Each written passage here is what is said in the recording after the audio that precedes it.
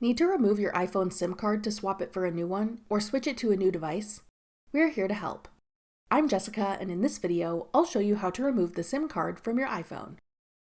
Now let's get started. To remove the SIM card on your iPhone, you'll need to remove the case from your device if you have one on.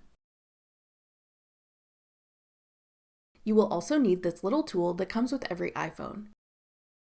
Or if you don't have this, you can use something small like a push pin or the tip of a pen. The SIM card is in a small tray on the left side of the iPhone. To get the SIM card out, insert the tool into the circle inside the tray. Push down firmly to get the tray to pop out. You can then pull out the tray and tap the SIM card out. If you have another SIM card to swap in, place the SIM card into the tray with the angled corner aligned with the cutout in the tray.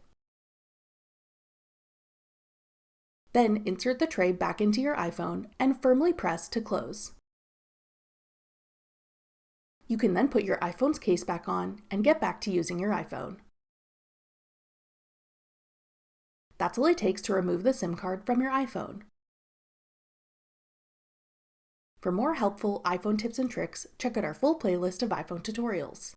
Click the playlist on your screen now to watch. Thanks for watching.